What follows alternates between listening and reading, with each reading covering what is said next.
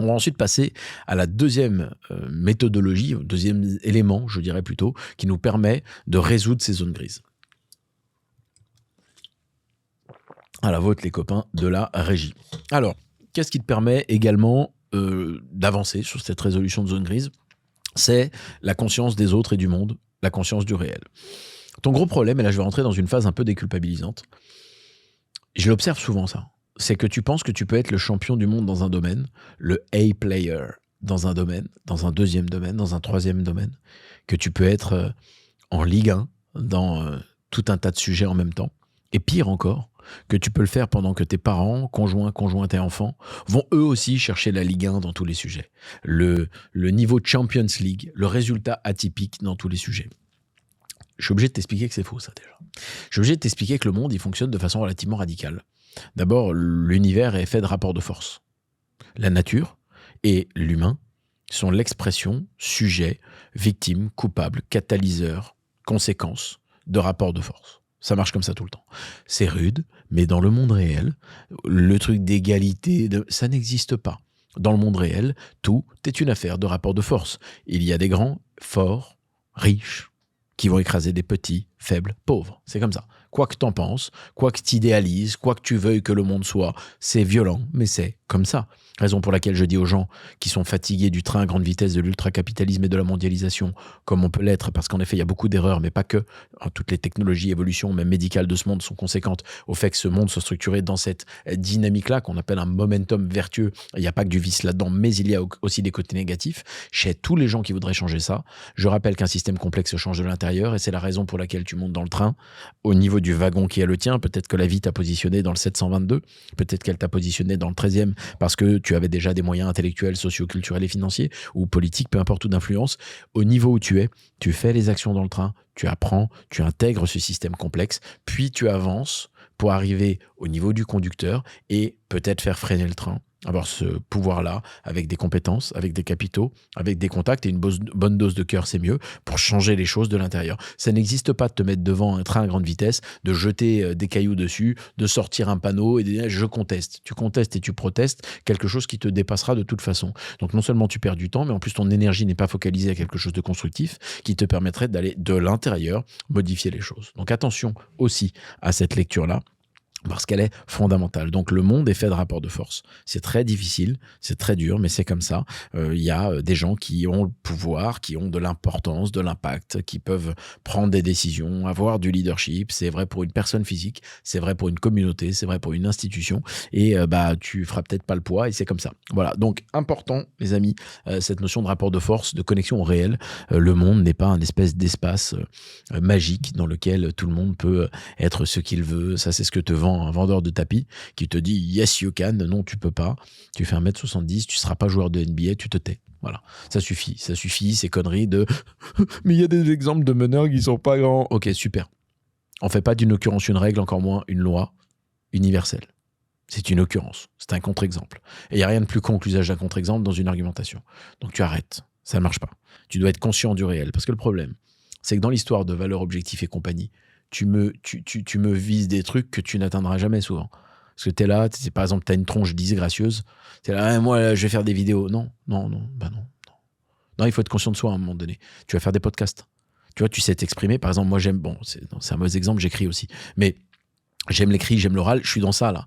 La pédagogie, le partage, etc. Ce qu'on appelle le sweet spot, ou la zone de génie, pour parler français. Et je vais à fond dedans en ce moment. Et dans la précédente vidéo, je vous expliquais que ce qui suspend la capacité que j'ai aujourd'hui à créer des contenus comme cela, une équipe de production de ci, de là, c'est...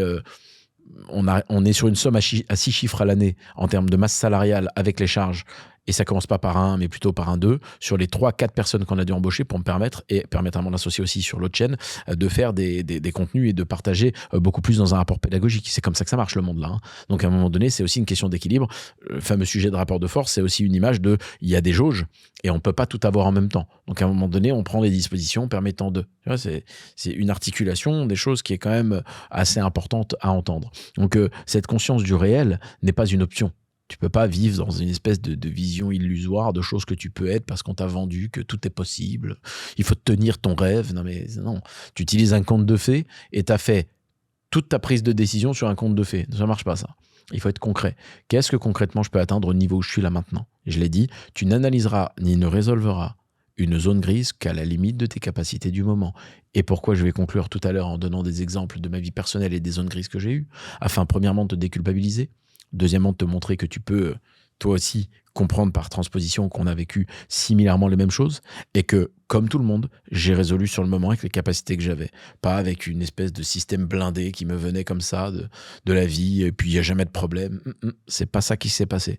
Et avec le temps, on grandit, on évolue. Et plus on évolue, plus on a de Kevlar, plus on est protégé, plus on est blindé, plus on est armé également, plus on est agile, plus on est souple, plus on est capable de s'adapter. Et évidemment, moins de temps on prend à prendre des décisions, plus on est véloce, plus on est rapide et efficace, mais également productif et équilibré pour être cohérent, épanoui, heureux, si tu comprends que le bonheur réside dans le fait d'avoir les deux pieds dans la bonne direction et pas forcément uniquement dans le sucre, uniquement dans le champagne, mais parfois même dans la merde, parce que ce qui compte, c'est ça. Cela étant dit, il faut avoir conscience du réel aussi par le fait que tu ne peux pas, au titre individuel, et encore moins au titre collectif quand tu t'inscris dans une famille, aller chercher la Ligue 1 ou la Champions League pour des résultats atypiques, en même temps que ta femme, ton mari, tes enfants, tes parents. Cela ne fonctionne pas. Donc il faut bien comprendre qu'il y a deux enjeux là. Le premier, c'est que toi, tu peux pas aller chasser 8 lièvres en même temps. C'est ça que ça veut dire. Et le deuxième, c'est que tu ne peux encore moins chasser ne serait-ce qu'un lièvre si les gens autour de toi sont en train de faire exactement la même chose. Alors, on va bien se comprendre. Je ne parle pas d'avancer dans la vie. Je parle de résultats atypiques. En principe, les gens sur cette planète ont envie d'avoir de grandes réussites dans ce qu'ils font. C'est très fréquent, voire même plutôt à l'inverse très rare, que des gens fassent des choses. Non, moi je dis petits résultats. Non, c'est pas vrai, t'es animé par quelque chose. Peut-être que c'est pas dans ton sport ou dans ton travail, mais peut-être dans ta famille. Et t'as envie d'être le père de l'année, la mère de l'année, créer une famille aimante, etc. Parce que t'as pas eu souvent simple compensation d'un truc qui t'a manqué. Enfin, pas de psychologie de comptoir, ça s'appelle du bon sens. Ça aussi, c'est un truisme. Voilà, j'ai vécu un truc qui était difficile, j'ai envie de faire l'inverse. C'est plutôt une animation de bon sens et d'une bonne énergie. Quel que soit ton combat. En règle générale, et surtout si tu prends le temps d'écouter des heures de contenu pour développer ton esprit critique et ta mécanique de réflexion, en règle générale, c'est parce que tu as cette envie fondamentale d'évoluer, d'avancer, d'avoir des résultats atypiques. Parce que c'est atypique de passer 4 heures avec quelqu'un sur des sujets comme cela. Donc si tu le fais, c'est que tu veux ces résultats-là. C'est quoi un résultat atypique? Je l'ai dit au début, mais on va recommencer. Un résultat dans lequel tu mets démesurément, par exemple, peu de temps par rapport à la moyenne pour atteindre un objectif. Si, par exemple, pour être pro, je sais pas moi, au tennis, on met 5 ans en moyenne, j'en sais rien, c'est une image, et toi, tu as mis 5 mois, ça, c'est un résultat atypique. Si c'est ton ambition de mettre 5 mois, tu veux un résultat atypique. Ça, c'est la notion de temporalité et toujours versus la moyenne. C'est comme ça qu'on construit une mécanique de réflexion, les amis, avec des prorata, des proportions, des références A. Hein, c'est pas binaire en mode non, mais j'isole, moi, je mets tant de temps. Oui, mais par rapport à quoi? À qui? Quand? Il faut qu'il y ait des rapports A. Et c'est pour ça que les moyennes existent. C'est pour ça que les archétypes sont acceptés. On parle d'archétypes pour dire, OK, l'archétype me permet posément de comprendre qu'il y a des standards. Et moi, je vais dans cette direction. Moi, je vais dans celle-là. Et je sais que c'est ce qui se passe. En moyenne, on met 5 ans. Je veux mettre 5 mois. Tu veux un résultat atypique? Tu veux être un A-player, tu veux être dans la Champions League de ton truc là, il va falloir faire des choses incroyables. Et il va y avoir un besoin de setup de vie, une structure de vie qui est pas normale, qui est elle-même atypique. Et donc, il faut qu'on parle là. Parce que souvent, tu veux ces résultats-là, mais t'as pas compris, mec. T'as pas compris que, 1, tu peux pas cumuler, je vais y venir, tu veux cumuler, et que 2, c'est incompatible avec le fait que t'as pas vu que tes enfants, tes parents, ta femme et ton meilleur ami, faut aussi que tu les soutiennes, parce que ce qu'ils veulent, c'est être les A-players dans autre chose. Ça marchera jamais. Donc, tu l'as jamais entendu nulle part, ça, parce qu'on ne parle pas de structure sociale comme ça. On t'explique qu'il faut l'épanouissement individuel, le respect de l'autre, blabla, les compromis. Et tu te retrouves à être un super être humain. Je pense beaucoup aux mères célibataires qui m'entourent des fois. Il faut que tu sois maman, travailleuse, entrepreneuse, réussite financière, sexy, faire le sport, les fesses, les squats, le truc. Là. Et ça fait un peu beaucoup au bout d'un moment. Pareil pour ces messieurs qui ont énormément de responsabilités, mais ça m'amenait sur cette pensée-là. Cette pluralité-là, elle vient du fait que tu n'as pas compris le réel, en fait. Personne te l'a dit. Personne t'a dit que ton format, il marche pas. Mais t'es allé à la va comme je te pousse parce qu'on t'a dragué, t'as ouvert une porte, il est mignon, hop, allez, je me marie, je fais un gosse, 2 gosses. Puis merde, attends 2 minutes, j'ai pas réalisé là. Ah, mais on fait comment là? Parce que moi, j'avais des objectifs là. Puis toi, du coup, t'en as aussi. Ah, tu veux être en Champions League dans ton truc, mais moi, je voulais aussi professionnellement. Toi, c'était dans ton sport. Qu'est-ce que tu dis, toi, le fiston? Ah, toi, tu veux être champion du monde de basket. Ah, ok. Bon, ça va être compliqué hein, parce que il va falloir qu'on aille à 3 entraînements par semaine, qu'on soit tous les week-ends, qu'on dédie une partie de notre vie à ça. Oui, mais moi, je peux pas m'occuper que du foyer et tout. Attends, j'ai envie de travailler. Moi, qu'est-ce que tu fais, toi, monsieur, là, avec ton histoire de volonté de créer un business florissant et là, il y a une tension. En fait, il y a une tension parce qu'on t'a jamais dit que c'était juste pas possible. Donc, à un moment donné, compromis, décision. Sacrifice, j'aime pas ce mot. Pourquoi ? Parce que tu ne fais des sacrifices que quand tu ne travailles pas ces préfiltres en amont et que comme tu vis ta vie parce que tu as vu de la lumière sous la porte, n'importe comment, sans aucune réflexion en amont, tu t'acoquines à des personnes ou des situations dans lesquelles tu ne devrais pas être. Et donc oui, tu as besoin de faire des sacrifices maintenant. Parce que tu es là, tu es perdu dans ce truc de mais moi je veux ça, comment on fait ? On fait parce que maintenant tu as créé une incompatibilité. De facto, parce qu'au lieu de réfléchir en amont, parce qu'au lieu de travailler, ce que j'évoque dans mes 3 premiers livres notamment, ou ici, sur la mécanique de réflexion, ton objectivité, ton esprit critique, te connaître, pour ensuite passer à l'action, t'es allé comme tout le monde, non mais c'est l'émotionnel, le truc super, c'est mignon. T'es devant quelqu'un qui a vu des dizaines de milliers de personnes. J'ai travaillé chez des centaines et des centaines de familles. T'en connais pas beaucoup des gens qui ont fait ça. Pendant des jours ou des semaines. J'ai vu de près comment ça se passait. J'ai 0 contre-exemple. C'est un peu brutal ce que je te dis là. Quasiment 0 contre-exemple d'une vraie stabilité, laquelle toi tu fantasmes. Parce que tu fantasmes ça. Stabilité du couple, des enfants, des trucs. Ça merde toujours quelque part. Et c'est pas parce que seulement c'est l'essence naturelle de l'humain. Je pense que ça peut être équilibré. J'ai quand même vu quelques éléments qui se dessinaient comme ça. Mais c'est malgré eux. Ça se dessinait dans l'équilibre, et le peu de fois où je l'ai vu, pas parce qu'ils l'avaient pensé en amont, mais parce que par la chance de la sérendipité, du hasard, du mektoub ou du destin, t'appelles ça comme tu veux, ils sont tombés sur une peau de banane et hop, ça a fité comme un Tetris qui s'embrique très bien dans le précédent. Mais cette capacité à s'imbriquer a été un hasard total. Elle n'était pas mue par une analyse a priori. C'est comme ça qu'on maîtrise un peu sa vie et qu'on arrête de faire les choses n'importe comment à l'aveugle pour ensuite se plaindre d'incompétence ou d'incompatibilité ou de tout un tas de choses qui nous font souffrir. Donc, pour être très très clair, tu ne peux pas avoir de résultats atypiques dans tous les domaines. Les résultats atypiques, j'étais en train de les définir, c'est par la temporalité. Ça peut être par le succès en volume, par exemple, financier ou de résultats. On a parlé sportif, donc maintenant on va parler des sous. Par exemple, gagner, je sais pas moi, tu crées une boîte de service, ou tiens, t'es prof de guitare, et tu te dis que tu veux passer de démarrer à gagner 20 000 euros par mois en tant que prof de guitare en 6 mois. Dans la temporalité, en tant que prof de guitare et dans ce domaine, 99,9% des gens qui sont profs de guitare les gagneront jamais déjà. Même pas en 6 ans. Encore moins en 6 mois, par exemple, si c'est ton objectif. Donc ça, c'est un résultat atypique. Si c'est ce que tu veux, il va falloir comprendre qu'il y a tout un tas de choses à mettre en œuvre pour pouvoir y parvenir, parce que c'est atypique dans la logique du volume, et souvent lié à la temporalité. Le 3e paramètre sont les efforts. Est-ce que tu veux quelque chose, un résultat, par exemple, tu as l'envie d'être un joueur d'échecs de qualité et tu veux devenir grand maître, tu veux devenir GM en échecs. Donc, je sais plus, il te faut 2600 Elo, enfin je sais plus, peut-être 3000, j'en sais rien. C'est ton objectif et tu dis, moi j'ai envie d'être grand maître international, encore pire, je crois que c'est au-dessus, et je le veux en 1 an. Tu regardes, ChatGPT, je pourrais le faire, quelle est la moyenne de temps qui est nécessaire pour devenir un grand maître d'échecs international. Et tu vois qu'il faut 12 ans en moyenne, 15 ans, 20 ans, parce que je pense que c'est cet ordre-là. Mais toi, tu veux le faire en 1 an. Ça, c'est un résultat atypique. Donc, comprendre déjà de quoi on parle. Parce que c'est comme les gens qui disent « Ah oui, j'ai des amis ». C'est quoi un ami ? Qualifie les mots avant. Donc là, c'est pareil. On est en train de parler là de ce sujet. Et donc, il faut que tu qualifies les choses. Un résultat atypique, ce que tu veux dans ton domaine perso ou pro, c'est un truc par la temporalité, le volume ou par l'effort que ça te demande, qui est démesuré versus quelque chose. Il faut toujours un prorata et un rapport A versus le standard dans le domaine adressé.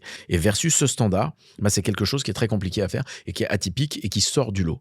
Donc déjà, je comprends ce que c'est. Deuxièmement, si je veux un succès atypique, je comprends qu'il est impossible que j'en ai 3 en même temps.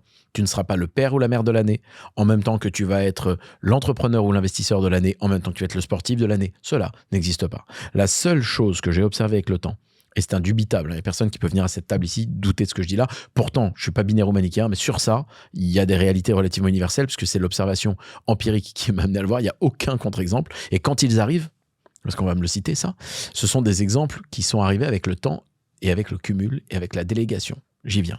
Il est possible d'avoir plusieurs succès dans la vie atypiques, mais cumulés, pas en même temps. Ça veut dire que tu vas chasser, par exemple, le lièvre de ta santé financière, tu vas exploser les compteurs, comme Tom Bilyeu, par exemple, fondateur de Quest, Tom Bilyeu, il faisait 30 kilos de trop, il mangeait des burgers, il dormait dans son bureau, il avait une vie qui n'était pas saine du tout, ni mentalement, ni physiquement. C'était le boulot, le boulot, le boulot, le boulot, le boulot. Alors vous connaissez peut-être pas Quest, mais Quest a été une marque de nutrition mondialement connue, qui s'est revendue de mémoire 450 millions de dollars quand même. Donc le mec, boulot, boulot, boulot, boulot, santé flinguée, le couple pas top, mais boulot, boulot, boulot, et hop, il revend sa boîte 450 millions de dollars. Hop là! On fait quoi? On a de l'argent, ça permet quoi? Stabilité financière, je délègue des tâches et opérations quotidiennes, la logistique, le ménage, les trucs, les courses, ceci. Je me barre de tout un tas de choses qui me font gagner du temps, qui ne me font pas perdre mes actifs puisque j'ai fait des investissements. Ces investissements me rapportent un rendement de 10% annuel, c'est bien, je suis content. 10% annuel sur 450 millions de dollars, bon, il n'a pas tout pris parce qu'il y avait des associés, mais même s'il en a pris que 200, c'est pas mal. Hein. Tu dis, bon, stabilisé, je prends 1,7 million par mois de rendement. Bon, grosso modo, tu arrives à vivre, cool. Et là, tu passes au deuxième sujet. Il voulait se développer au niveau mental / physique. Et là, ça a été son deuxième combat. Son deuxième combat, ça a été le développement personnel, psychologie, mentale. Il a créé un podcast qui s'appelle Impact Theory, qui est en anglais, bien sûr, mais aujourd'hui, on peut sous-titrer sur YouTube. Et puis, bordel, apprenez à écouter au moins l'anglais et à le parler. C'est une langue internationale. On est en 2025. C'est fondamental pour vous. Arrêtez de dire, oui, mais moi, j'aime pas les langues. C'est pas si compliqué que ça. Faites un effort. On est des êtres humains connectés dans un monde qui l'est d'autant plus. Vous voulez rester compétitif à toutes les échelles et aussi être un être humain qui s'adapte et flexible, le fait de parler des langues vous aidera beaucoup.